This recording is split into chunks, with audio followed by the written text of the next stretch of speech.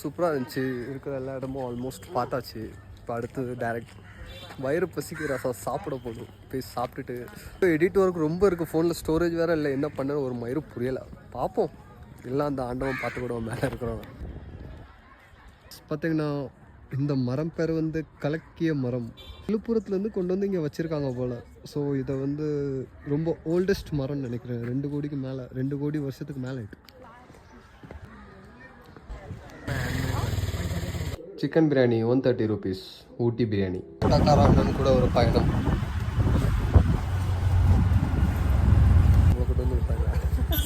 We are here in Ooty boat house.